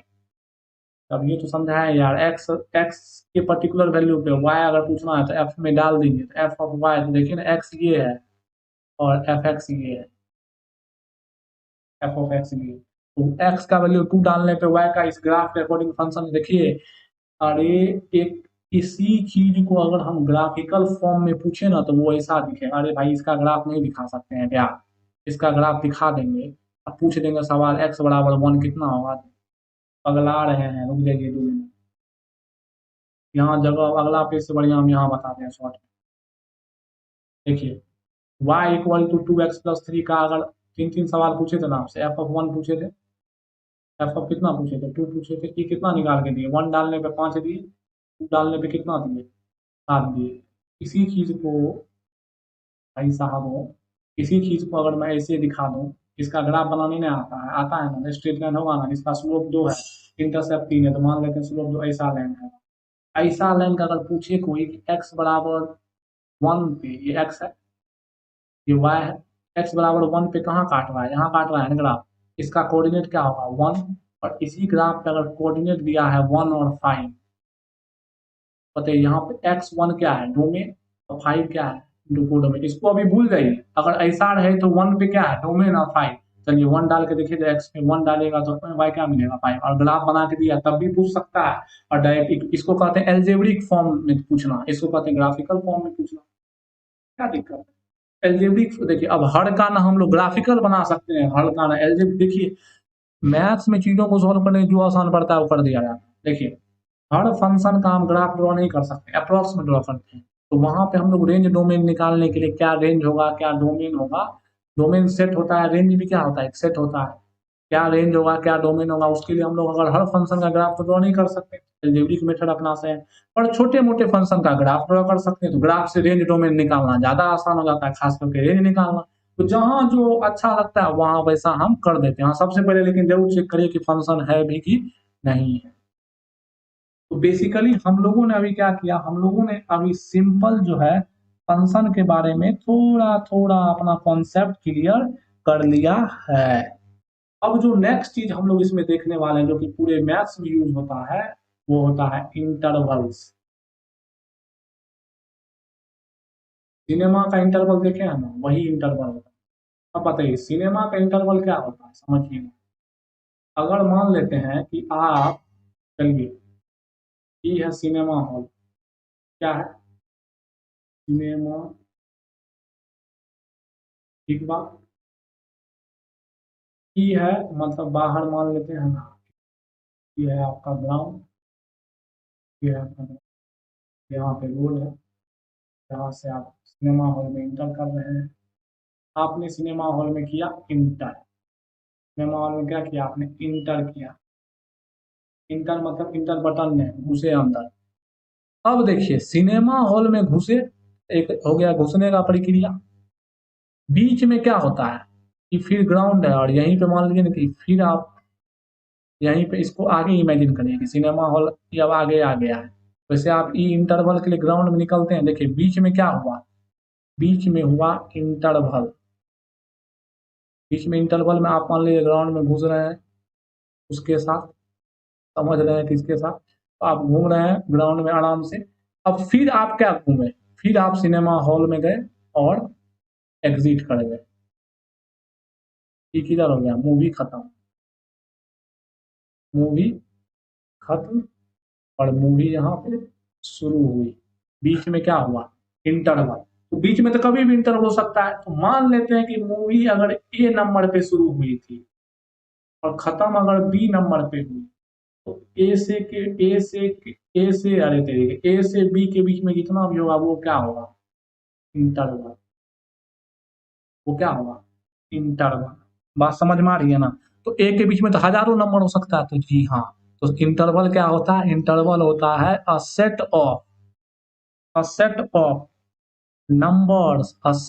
numbers between any, अभी फिर ध्यान रखिएगा, two real number, any two real number, ध्यान रखिएगा यहाँ रियल की बातें हो रही है, कॉम्प्लेक्स की नहीं। कॉम्प्लेक्स में भी डिफाइन होता है पर वो आपके सिलेबस में दूर दूर तक नहीं है, समझ रहे हैं ना बात को। किसी दो रियल नंबर के बीच में हर वैल्यू सेट आ गया, तो मतलब जैसे मान लेते हैं इसके बीच में कुछ एक्स नंबर है, तो ये एक्स नंबर जो होगा वो किसके किसके बीच में हो सकता है, बी और ए के बीच में होगा। अभी एक्स का बहुत नंबर हो सकता है, कोई दिक्कत, एक सेटे होगा तो ढेर सारा number between two real number. जहाँ पे अब सिनेमा मैच थोड़ी है, तो जहाँ पे ये भी ध्यान रखना है कि बी बड़ा होगा, तब ना यार शुरू करिएगा। एक चीज बताइए, मूवी पहले ही खत्म हो गया, शुरू होने से पहले खत्म हो सकता है। एक चीज बताइए कि गोली लगने से पहले कोई मर सकता है, तो यहाँ पे प्रिंसिपल ऑफ कैजुअलिटी का आ जाएगा, तो इसको भी ध्यान रख के चलिएगा। तो जहाँ पे क्या होगा, बी आपका बड़ा होगा, ए क्या होगा, छोटा होगा। इतना बात तो आपके खपलैया में घुस रहा है। अब ऐसा देखिए, कहने का क्या मेरा मतलब है, ये कोई जरूरी कंडीशन नहीं है, इसको भी समझ लीजिए। ऐसा लिख दिए तब आप घबराने लगे, ऐसा कुछ जरूरी बात नहीं। सिंपल ये समझ जाइए कि ए से के बीच में जितना नंबर आ जाएगा। अब देखिए ऐसे भी हम नहीं दिखाना चाहते हैं, इसको भी एक स्पेशल नाम बोला जाता है, इसलिए अभी सब चीजों में करिए, सब क्लियर हो जाएगा। जो ई जो लिखे हैं, ई जो लिखे हैं ना, सब क्लियर हो जाएगा। अभी डोंट वरी, अभी फिलहाल इसको समझ, देसी भाषा कि दो रियल नंबर के बीच में जितने भी सेट नंबर का सेट होगा, वो सब नंबर क्या होगा, उसका इंटरवल्स होगा। बात समझ में आ रही है, पीछे आपको इंटरवल के बारे में क्लियर हुआ थोड़ा बड़ा। अब एक एक करके हम लोग पढ़ते हैं तब समझ में आएगा। सबसे पहला जो इंटरवल होता है वो होता है open open interval. Open interval, सबसे पहला जो इंटरवल होता है वो होता है ओपन इंटरवल। अब ओपन इंटरवल क्या होता है इसको समझते हैं। मान लेते हैं कि आपके पास दो रियल नंबर है, आपके पास दो रियल नंबर है। If A and B are two real numbers, if A and B are two real numbers, A और बी क्या है, दो रियल नंबर है। सच दैट, हाँ यहाँ आप ध्यान रखना है, सच दैट ए से बी बड़ा होगा। ये बात ध्यान रखिए, जैसे वन टू टू थ्री, इन जो देखिए समझने का खेल है, क्यों ऐसा बोला गया है इसको थोड़ा ध्यान से देखिएगा। इसको, अब इसके अंदर बहुत सारा नंबर आएगा, देन ही set of all number between them यानी क्या, A and B, X number मान लेते हैं, इज जो होगा ओपन इंटरवल। देखिए डेफिनेशन पे मत जाइए, समझना ज्यादा इंपॉर्टेंट, समझिए बात। मान लेते हैं कि आपका एक नंबर लाइन है, इस पे दो नंबर है, एक है ए और दूसरा है बी। ए से बी के बीच में, ए से बी के बीच में जितना भी नंबर होगा उसका सेट क्या कहलाएगा, ओपन ओपन मतलब क्या, ए भी इंक्लूड नहीं होगा, और और ओपन आगे आगे भी देखिए, ओपन पहले भी है, ओपन बाद में ही है। इंटर करने समय भी ओपन, एग्जिट करने समय भी ओपन। तो ये ओपन ओपन यानी कि ऐसा होगा, ऐसा रिप्रेजेंटेशन। मतलब क्या हुआ, इसके अंदर जो एक्स का वैल्यूज है वो बी से छोटा होगा और ए से बड़ा होगा, इसलिए बी बड़ा है। यहाँ पे बी और ए इंक्लूड नहीं, इसका मतलब होता है नॉट इंक्लूडेड। इसको बोला जाता है ओपन ओपन इंटरवल। और इसको रिप्रेजेंट कैसे किया जाता है समझिए, एक्स बिलोंग्स टू, या तो आप ए कॉमा बी दिखा दीजिए, या तो एक्स बिलोंग्स टू ए, ऐसे दिखाते हैं। जनरली यही यूज होता है, तो इसको आप यूज करिए जाके, सही बात है, दोनों तरीका से आप दिखा। इसका मतलब होता है बिलोंग्स टू। तो ओपन इंटरवल को ऐसे दिखाया जाता है, समझ रहे हैं ना। ओपन इंटरवल कैसे दिखाया जाता है, ऐसे दिखाया जाता है, जहाँ पे ए और बी क्या है, इंक्लूड नहीं है। और ए और बी क्या है, यहाँ दो रियल नंबर है, इसलिए ध्यान रखिएगा, ये दोनों क्या है, रियल नंबर है। अगर एग्जाम्पल के तौर पे मान लीजिए कहीं पर आपको ऐसा लिखा हुआ है एक्स 2 से लेके 1 के बीच में है, इसको आप ऐसे दिखा दीजिए, एक्स बिलोंग्स टू 1 कॉमा, या तो ऐसे दिखा दीजिए। ये स्टाइलिश थोड़ा लिखने का तरीका है, समझ रहे हैं। दोनों देखें, दोनों तरफ से गेट खुला हुआ है, ओपन, अच्छा लगता है देखने में, यही स्टाइलिश है ना। ऐसे दिखा दे या फिर ऐसे दिखा दे, तो ऐसे आप चीजों को दिखा, अब पता है आपको मैथ्स में इसका कितना यूज है। इतने बड़े से चीज को छोटा इतना तरीका से आप दिखा सकते हैं, कोई दिक्कत नहीं है। अगला देखिए, दूसरा जो हो सकता है वो हो सकता है ओपन और क्लोज। एक तरफ से ओपन है, दूसरी तरफ से क्लोज है। Open close interval. अब हम लोग देखो डेफिनेशन में, देखो सीधा हम लोग समझते हैं बात को। दो रियल नंबर मान लेते हैं एक नंबर लाइन पे, क्योंकि यूज करना ज्यादा इंपॉर्टेंट है। डेफिनेशन समझियो का आप कुछ नहीं, डेफिनेशन पढ़ियो कि लिखियो कि कुछ नहीं कर दीजिएगा अगर यूज करने नहीं आएगा। ओपन मतलब क्या, पहले स्थान पे खाली और दूसरे स्थान पे क्लोज है, तो क्लोज को अंडा भर दीजिए, क्लोज। इसके अंदर जितना घास आया सब इसके सब एक्स के अंदर आएगा। पूरी तरह यहाँ पे भी जितना इसके अंदर घास आएगा सब होगा, सब वैल्यू होगा एक्स का। एक्स का सब वैल्यू हो सकता है, इस तरह 1 और 2 के बीच में करोड़ों वैल्यू हो सकता है एक्स का। बताइए इसको कैसे रिप्रेजेंट करेगा, इसको कैसे रिप्रेजेंट करिएगा, इसको रिप्रेजेंट करेगा कि एक्स का वैल्यू बी को तो ले रहा है, और ए से बड़ा है और बी से छोटा है, जहां पे बी इंक्लूडेड है पर ए इंक्लूडेड नहीं है। तो एक और तरीका से रिप्रेजेंट किया जा सकता है, X belongs to A, include नहीं है पर बी क्या है, इंक्लूड है। ओपन क्लोज, ओपन क्लोज, ऐसे भी दिखा दीजिए। ए इंक्लूड नहीं है पर बी इंक्लूड है। हाँ, तो ये थोड़ा स्टाइलिश हो गया, इतना दिखाने की जरूरत नहीं है। आप सीधा ऐसे दिखाइए एक्स बिलोंग्स टू इतना। जैसे अगर एग्जाम्पल के तौर पे आपको बोला है कि एक्स 2 से छोटा, 1 से बड़ा, तो शॉर्ट में दिखा दीजिए एक्स बिलोंग्स टू 1 कॉमा 2, 2 पे क्लोज लगा दीजिए, क्योंकि दो भी इंक्लूड है। इसको इसको कैसे पढ़ा जाएगा, एक्स बिलोंग्स टू 1 फ्रॉम 2, जहां पे दो भी दिया गया है, इसको पढ़ा जाता है ओपन क्लोज इंटरवल। तीसरा, तीसरा क्या हो सकता है, तीसरा हो सकता है क्लोज्ड क्लोज्ड, या फिर क्लोज्ड ओपन। अब ये ए बी क्या है, रियल नंबर है, ध्यान रखिएगा। अब मान लेते हैं ये रियल नंबर, अभी हम लोग देख रहे हैं यहाँ पे ए है और यहाँ पे बी है। अब क्लोज्ड मतलब पहला पे क्लोज है और आगे है ओपन, तो यहाँ पे ओपन है। इसको कैसे रिप्रेजेंट करेगा, एक्स 20 को तो नहीं ले रहा है पर एक को जरूर ले रहा है।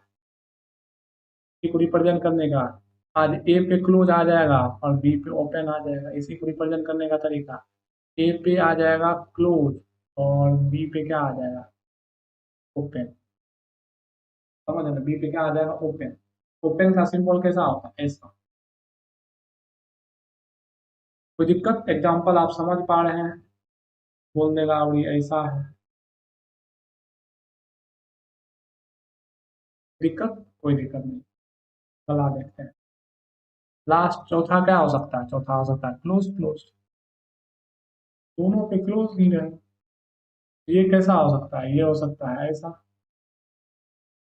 ए बी, यहाँ भी अंडा, इस तरह ओपन ओपन था, यहाँ भी अंडा, इसके अंदर जितना भी घास आएगा सब उसके अंदर आएगा, सब इंक्लूड है, इसके अंदर जितना भी घास है सब इंक्लूड है। घोड़ा इसके अंदर चल रहा है, समझ जाइए। देखिए यहाँ पे समझिए घोड़ा है, और ये घोड़ा जो है ना यहाँ जाएगा और यहाँ नहीं जाएगा, पर इसके अंदर सब घास खाएगा। ठीक उसी प्रकार घोड़ा यहाँ जाएगा पर यहाँ नहीं जाएगा, पर बीच का सब घास। अब यहाँ पे घोड़ा दोनों जगह जाके चलेगा, बीओ खा सकता है घास, एओ का घास खा सकता है, बीच का तो खा ही नहीं सकता। तो यहाँ पे एक्स बिलोंग्स टू दोनों साइड क्लोज लग जाएगा, या तो इसी को दिखाने का तरीका क्या होगा, दोनों साइड क्लोज लगने का मतलब ऐसे, बात वही हो गया, ऐसे इसको भी दिखाई देगा तो ऐसे एक के बात हुआ दोनों दिखाने का तरीका, समझ रहे हैं। दोनों की जगह क्या है, क्लोज क्लोज है, एक ही डिवाइजर टू को लिखने का मतलब ये नहीं बनता है। तो क्लोज दिखाने का ई तरीका, क्लोज दिखाता है स्क्वायर ब्रैकेट और ओपन दिखाता है स्मॉल। इन्फिनिटी क्या है, ओपन या क्लोज, तो इन्फिनिटी ओपन है, इस बात को ध्यान रखें। समझ रहे हैं? देखेंगे हम लोग आगे, डोंट वरी बी हैप्पी। अब एग्जांपल इस पे करते हैं और क्लियर। अब देखिए, मान लेते हैं पहला एग्जांपल हमारे पास है 2x+3 जो है, सॉरी 1 जो है, मान लेते हैं ग्रेटर देन। अब बोल रहा है कि x का इंटरवल लिखिए, कहाँ से कहाँ तक होगा, x का वैल्यू लिखिए, x कहाँ से कहाँ तक होगा, ये वैल्यू आपको लिखना है, इसको सॉल्व करना है, सॉल्व। तो चलिए सॉल्व करते हैं। बताइए 2x+1 बड़ा ग्रेटर देन 3 है, तो 1 को इधर करेंगे तो क्या हो जाएगा, 2x ग्रेटर देन 2 हो जाएगा। अगर डिवाइड करेंगे दोनों साइड 2 से तो x ग्रेटर देन कितना होगा, 1 होगा। देखिए ई क्या है, ई इनइक्वलिटी है। अगर इनइक्वलिटी आ गया तो इनइक्वलिटी का सब रूल आना चाहिए ना, तो इनइक्वलिटी जाके के बाद आप थोड़ा सा पढ़ दीजिए इनइक्वलिटी कैसे सॉल्व किया जाता है। तो बेसिकली नॉर्मल था, जिस तरह इक्वालिटी अगर ऐसा रहता, अब पूछता कि बताइए एक्स का क्या क्या वैल्यू है, तो यहाँ तो एक्स का कितना वैल्यू आएगा, यहाँ तो एक्स का एक वैल्यू आएगा। लेकिन बताइए यहाँ पे ये इक्वालिटी है और यहाँ इनइक्वालिटी है, मतलब ये बड़ा है तो एक्स का बहुत सारा वैल्यू हो सकता है ना, यही चीज यहाँ पे निकालना। अब बताइए एक्स ग्रेटर देन 1, आराम से नंबर लाइन ड्रॉ करिए।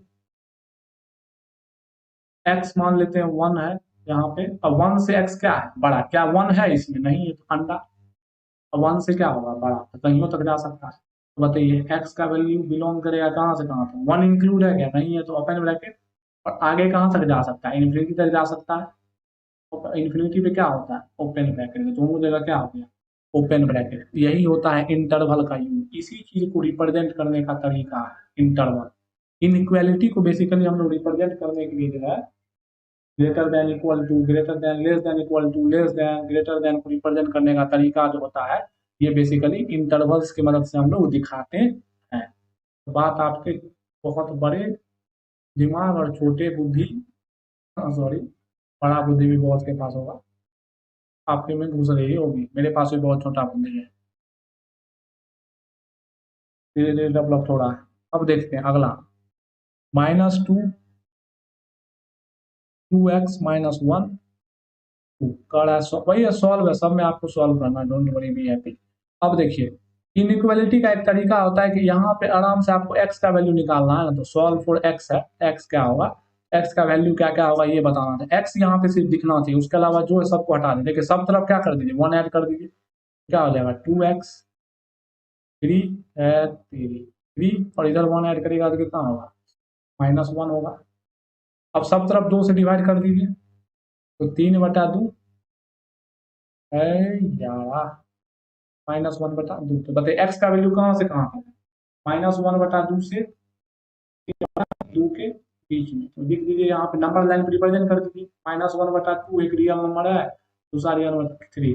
तो क्या बताइए, -1/2 इंक्लूड है, नहीं इंक्लूड है, क्या 3/2 इंक्लूड है, नहीं इंक्लूड है, पर इसके बीच का सब वैल्यू हो सकता है, घोड़ा इसके बीच में चल सकता है आराम से। बताइए एक्स बिलोंग्स टू कहाँ होगा, -1/2 और 3/, इसका आंसर हो जाएगा। बात आई होप आपके माथे में जा रही होगी। अब देखते हैं तीसरा सवाल। अब देखिए, मान लेते हैं कि आपके पास है 3x-2/5 greater than equal to है 5 2x-, का वैल्यू निकालना है। चलिए सॉल्व करिए आराम से, मल्टीप्लाई करिए दोनों साइड, मल्टीप्लाई करिए आराम से, कोई दिक्कत नहीं है। देखिए कितना हो जाएगा, 9x माइनस 2 बराबर 25 2 माइनस एक्स। सॉल्व करिएगा तो यहाँ पे क्या आ जाएगा 9x minus 18 greater than equal to 50 minus 25x। और यहाँ से अगर सॉल्व करिएगा तो आपको आएगा 34x greater than equals to 68 x greater than equals to 2। ये आया ना। अब इसको नंबर लाइन पे ड्रॉ करिए। x कहाँ 2 है और 2 से बड़ा, 2 इंक्लूड है ना, तो 2 इंक्लूड है, 2 से बड़ा इंक्लूड तक जाएगा। बताइए x बिलोंग्स टू 2 है कि नहीं, 2 है, और इन्फिनिटी हमेशा क्या होता है ओपन। ये हो गया इसको इंटरवल में दिखाने का तरीका। मान लेते हैं फोर्थ सवाल आपके पास है। अरे काहे ले पेज बर्बाद करेंगे जब इतना में हो रहा है, तब पेज बर्बाद अगले पेज समझ आ रहा है, बस हो गया काम तमाम है आपका। चलिए एक सवाल लेते हैं, थोड़ा सा ढंग का सवाल लेते हैं, समझते हैं। दो इनइक्वालिटी दे रहे हैं, सॉल्व फॉर एक्स। समझिएगा ये कॉन्सेप्ट भी है, क्वेश्चन भी है। ये सब आप पहले पढ़े हुए हैं, लेकिन एक रिवीजन के तौर पे 4/x+1 less than equal to 3 और less than equal to 6/x+1, जहां पे बोल दिया है x ग्रेटर देन 0 होना चाहिए। समझिए बात को, ई आंसर है। आंसर जो आप लिखिएगा तो सवाल के हर कंडीशन को दिमाग में रख लिखिएगा। इन्हें जो अभी समझिए बात को, अभी सवाल इसलिए कराए हैं, इस सवाल से आपका क्लियर हो जाएगा। यहाँ देखिए एक कंडीशन सवाल पहले ही दे दिया है कि x का वैल्यू 0 से क्या होगा, हमेशा बड़ा होगा। और आज तक जो आप सॉल्व कर रहे हैं वो एक इनइक्वालिटी था, अब यहाँ पे कितना इनइक्वालिटी, जैसा कि देख सकते हैं आप 2 इनइक्वालिटी। तो 2 इनइक्वालिटी को कैसे सॉल्व करेंगे, 2 इनइक्वालिटी है तो अलग अलग कर लेंगे। केस 1 क्या करिएगा, 4/x+1 less than equal to 3। Case 2 क्या करिएगा, 3 less than equal to 6/x। चलिए पहले केस 1 को सॉल्व करते हैं। बताइए 4/x+1 किससे छोटा है, 3 से छोटा है, मल्टीप्लाई करिए उधर। बताइए कितना हो जाएगा, 4 डायरेक्ट लिख रहे हैं, देखिए इधर इसको लेके जाइए, इसको इधर लेके जाइए, तो 4/3 less than equal to x+1, 1 को इधर लेके जाइए, 1 को लेके जाएगा तो 4/3 minus 1 less than equal to x। बताइए 4/3, तो 4 में से 3 गया, 1/3 less than equal to x। इसको थोड़ा सा सीधा सीधा लिख लीजिए। अब बताइए ई क्या, x की तरफ बड़ा मुंह है तो x लिख दीजिए, हाँ बड़ा मुंह है, ग्रेटर देन इक्वल टू 1/3। यही चीज तो कह रहा है, यही चीज क्या कह रहा है ये x greater than equal to क्या 3 है। अरे x ग्रेटर, इसको कैसे पढ़ेंगे, x greater than equal to 1/3 है ना, इसी को सही से लिख लिया, इसे थोड़ा देखने में कंफ्यूजन हो रहा था, तो इसको सही से लिख लिया, लेकिन अभी भी बड़ा मुंह इधर है, लिख लिए, अपना तरीका है। अब केस 2 चलिए अगले में, एक रिजल्ट आपके पास आया है, केस 2 चलिए यहाँ सॉल्व करते हैं। केस 2 क्या है, 6+3 less than equal to 6/x+1। इसको थोड़ा सही से लिख लीजिए, 6/x+1 की तरफ बड़ा मुंह है तो बड़ा मुंह कर लीजिए, देखने में बस अच्छा लगेगा ना थोड़ा सा। अब देखिए इसको इधर करेगा तो 6/3 greater than equal to x+1 होगा, तो बताइए कितना हो जाएगा, 2 greater than equal to x+1, 1 दोनों से घटा दीजिए तो 1 हो जाएगा greater than equal to x+1। इसको और सही से लिख लीजिए, कैसे लिख सकते हैं, x की तरफ छोटा मुंह है, x less than equal to 1, x less than equal to 1। अब देखिए केस 1 से अब एक रियल नंबर बनाइए, दोनों का कंबाइंड फॉर्म मिलकर रिजल्ट होगा,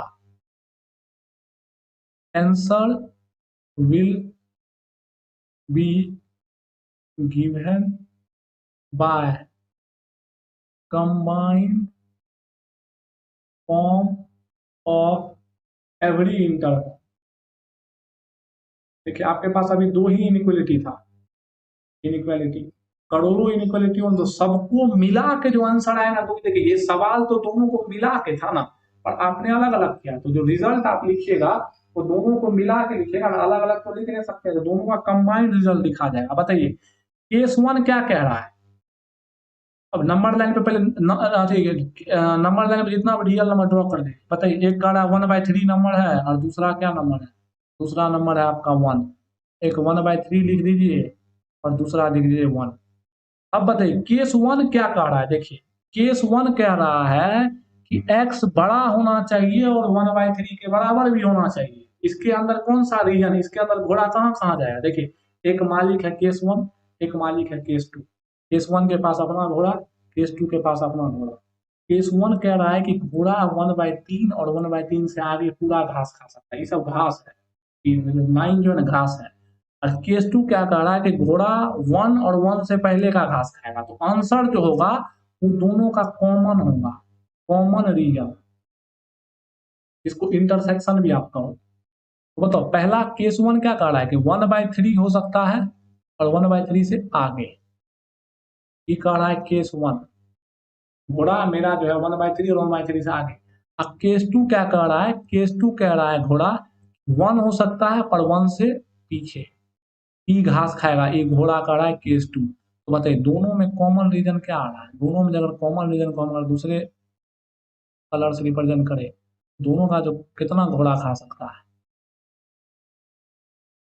घोड़ा इतना घास दोनों घोड़ा खाएगा। तो दोनों में जो कॉमन है, तो बताइए कॉमन क्या है, एक्स आंसर जो लिखाएगा, आंसर कॉमन लिखाएगा। एक्स बिलोंग्स टू कहां से कहां तक होगा, एक्स बिलोंग्स टू होगा। आप इसको दो तरीके से लिख सकते हैं, हम दोनों तरीका आपको बताते हैं। दोनों का लिखे, एक्स -3 को भी ले, सॉरी 1/3 को भी ले रहा है और 1 को भी ले रहा है। तो एक्स कहां से कहां तक हो जाएगा, 1/3 से लेके 1 तक। देखिए ना एक्स का ये, अरे भाई दोनों का जो कॉमन रीजन है, दोनों का जो कॉमन रीजन है वही ना घोड़ा घास खाएगा, दोनों का कॉमन रीजन आंसर होगा। तो कॉमन रीजन बताइए, यहाँ से ये भी इंक्लूड है ना यार, और ये भी इंक्लूड है ना, एक को जगह अंडा रहता तो वो इंक्लूड नहीं होता। तो कॉमन रीजन कितना है, ये रीजन है ना कॉमन। ये रीजन क्या है, एक्स का वैल्यू कहाँ से कहाँ तक गया, 1/3 से 1। या तो ऐसा लिखिए, नहीं तो आपका अगर मर्जी है दोनों का अलग अलग लिखिए, दोनों का इंटरसेक्शन। एक्स बिलोंग कर रहा है कहां से कहां तक, एक्स बिलोंग कर रहा है, पहला का केस वन का लिखिए 1/3 से इंफिनिटी तक। यूनियन दोनों को मिला के न लिख रहे हैं, दोनों को मिला के न लिख रहे हैं, यूनियन कहां से कहां तक, क्योंकि तो पहले इंफिनिटी आएगा ना, तो माइनस इंफिनिटी से लेके 1 तक। ऐसे भी लिखा जा सकता है, कोई बड़ा बात नहीं, दोनों को मिला के ये बात एक ही हुआ, ई और ई एक ही चीज का रहा है। तो दोनों तरीके से आप लिख सकते हैं। अगर देखिए आप यहाँ पे समझिए कुछ कुछ बातों को, देखिए जैसे मान लेते हैं आपका एक लाइन है, ठीक है, यहाँ पे एक ए वैल्यू है, यहाँ पे आपका बी वैल्यू। एक कह रहा है यहाँ से आगे और दूसरा कह रहा है ई तो ना है पर इससे पहले, दोनों के लिए कॉमन क्या होगा, कॉमन ये हुआ। और बताइए क्या इस कॉमन में बी आएगा, नहीं आएगा। तो इसका आंसर कैसे लिखाएगा पता है, एक्स बिलोंग्स टू ए और बी पे ओपन, क्योंकि बी नहीं आ रहा है। ऐसा हो सकता है, ऐसा भी हो सकता है, ऐसा हो सकता है कि ए बी कह रहा है ऐसे, कह रहा है ऐसे, दोनों का कॉमन ई है, और ए भी इंक्लूड है क्या, नहीं है। X belongs to A comma B. अब 3 भी हो सकता है, क्योंकि इक्वलिटी तो 3 भी हो सकता है, 4 भी हो सकता है। तो 3 होगा तो तीनों का कंबाइंड रीजन, कॉमन रीजन देखना। जैसे कि मान लेते हैं ना कि ए है, एक सी है और बी। एक कह रहा है कि ए से आगे, एक कह रहा है कि सी है और सी से पीछे, एक कह रहा है बी है, बी है। अब देखिए ई बोल रहा है कि इससे पीछे। अब बताइए तीनों में कॉमन क्या है, कॉमन रीजन कौन सा है, कॉमन रीजन ये है। क्या बताइए, इस कॉमन रीजन में ये ए आ रहा है, ए नहीं आ रहा है, सी आ रहा है तो सी आ रहा है। इसका जो एक्स बिलोंग करेगा कहाँ से कहाँ तक बिलोंग करेगा, ए से सी के बीच में। अब ऐसा भी सवाल हो सकता है, मैं सब वेरिएशन आपको दिखा दे रहा हूँ, ए सी या बी।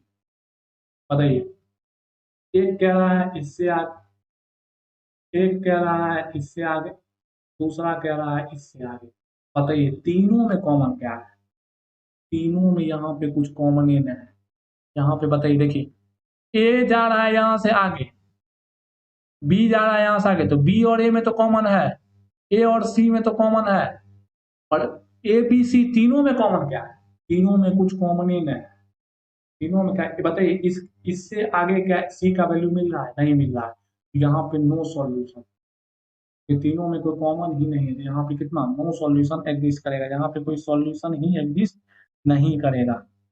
बात आपके छोटे और बड़े दोनों से माथे में घुस रही होगी। इन्फिनिटी पे हमेशा वन ही होता है, यूनियन दोनों मिला के आंसर लिखेगा, या तो ऐसे लिखिए या तो ऐसे लिखिए डायरेक्ट। अरे यार ग्राफिकली दिखा के डायरेक्ट, जो कॉमन रीजन जिसमें घास चढ़ सकता है घोड़ा, वो रीजन को लिख दीजिए ना। और ध्यान रखिएगा कि उसका बाउंड्री सब इंक्लूड है कि नहीं, घोड़ा बाउंड्री पे घास चढ़ सकता है कि नहीं। इमेजिन करिए कि घोड़ा आप रस्सी में बांधे हुए हैं और घोड़ा को चढ़ा रहे हैं, देखिए घोड़ा के जितना घास खाएगा उतना आंसर होगा। यहाँ पे कोई सॉल्यूशन नहीं, क्योंकि तीनों में no common, no common, common है भी नहीं। ऐसे 5 इक्वलिटी होगा, उसको तो मतलब 1000 इक्वलिटी हो, सबका जो कॉमन रिजल्ट होगा वही आपका आंसर होगा। तो आज हम लोगों ने जो देखा वो क्या समझा, फंक्शन का बेसिक्स देखा, फंक्शन को रिप्रेजेंट करने का तरीका देखा कि एल्जेब्रिकली भी रिप्रेजेंट किया जा सकता है और क्या कैसे किया जा सकता है, और आपको ग्राफिकली भी रिप्रेजेंट किया जा सकता है। फंक्शन बेसिकली जो हम लोग पढ़ रहे हैं वो रियल वैल्यूड फंक्शन पढ़ रहे हैं, और भी अगर स्पेसिफिकली कहे तो सिंगल रियल वैल्यूड फंक्शन हम लोग स्टडी कर रहे हैं। और हम लोगों ने रिप्रेजेंटेशन देखा और समझा किसके बारे में, इंटरवल्स के बारे में हम लोगों ने सीखा। तो ये आज का क्लास था फंक्शन के बारे में। चीज़ों को आप थोड़ा समझिए, इतना बात इसमें से बहुत बातें आपको पता भी होंगी और बहुत आपने चीज़ें सीखी भी होंगी। अच्छे से पढ़ाई करते रहें। Thank you very much.